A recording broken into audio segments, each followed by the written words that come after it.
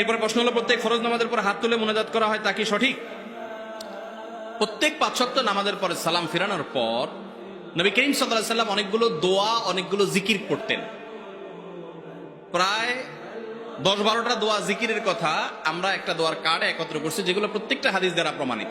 নবী সাল্লাল্লাহু আলাইহি ওয়াসাল্লাম এগুলো পড়তেন। সেই নামাজের পরের দোয়া জিকির যা আছে ১০-১২টা সবগুলো মুখস্থ আছে যাদের, তারা একটু হাত তোলেন। আন্দাজে তুলেন না, আমি কিন্তু জিজ্ঞেস করতে পারি।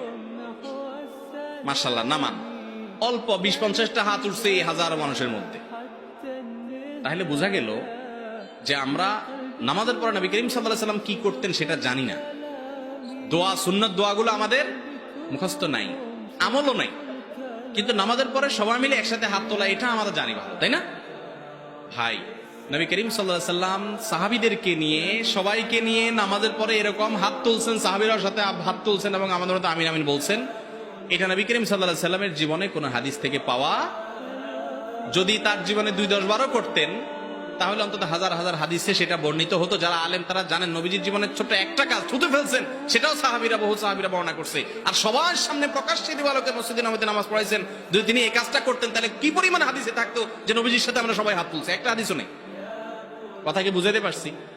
বাংলাদেশের সবচেয়ে বড় মাদ্রাসা হাটহাজারী মাদ্রাসা, সেখানে ৫ ওয়াক্ত নামাজের পর সম্মিলিত কোনো দোয়া হয় না। প্রত্যেকে যার যার মতো দোয়া করে। নামাজের পর দোয়া কবুল হয়, যেন আপনি দোয়া করেন। সুন্নাত দোয়া জানেন না, কিন্তু এই সম্মিলিত রূপ প্রচলিত। বিশ্ব ইজতেমায় সেখানে নাই। মক্কাতে, মদিনাতে, হারাম শরীফে আছে, কাকরাইল মসজিদে আছে, বড় বড় মাদ্রাসাগুলোতে নাই। যে মাদ্রাসায় নাই সেখান থেকে পড়ে এসে আপনি এলাকাতে করতেছেন। তাহলে আপনি শিখলেন কি, করলেন কি? মেখল মাদ্রাসায়ও নাই, অনেক বড় মাদ্রাসা নাই। আপনাকে এরকম কোন দিয়ে গুতা দেয়, উঠা হুজুর উঠেছে, আবার ইমাম নামায় ফেলছে। হয়তো ইমামের চাওয়া শেষ, বেচারা আজকের দিনকাল ভালো, বিশেষ কিছু চাওয়ার নাই, খুব সুখে শান্তি আছে, রোগ শোক নাই, বউ বাচ্চা সব ভালো, ফিটফাট, খাইয়া আসছে, পেটেটো ফুল, কোনো টেনশন নাই। উনি সংক্ষেপ দোয়া করে দুনিয়া শেষ করছে।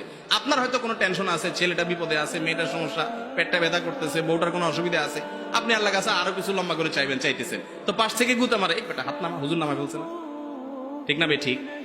এটা তো ইসলাম শিখায় নাই। আপনি নামাজের পরে আপনার মতো আপনি দোয়া করেন, হুজুরের দোয়ার সাথে উঠাইতে হবে, নামাইতে হবে, সম্মিলিত ভাবে করতে হবে, এই নির্দেশ শরীয়ত আমাদেরকে। কিন্তু তাই বলে এলাকাতে দীর্ঘদিন থেকে এই মুনাজাত সম্মিলিতভাবে চলে আসছে। আপনি এখন ইমাম সাহেবের বিরুদ্ধে যুদ্ধ ঘোষণা করলেন, কমিটির বিরুদ্ধে যুদ্ধ ঘোষণা করলেন, এলাকা হাঙ্গামা লাগাই দিলেন, এটাও করা যাবে। আপনি নিজে সুন্নতের উপর আমল করেন, আরেকজনকে সুন্নত শিখান, সুন্নত দোয়াগুলো শিখান, এগুলো মসজিদে টাঙ্গাই দেন, সুন্নতের আমল করেন, ইনশাআল্লাহ সুন্নত জিন্দা হবে। কথা কি বুঝাতে পারছি?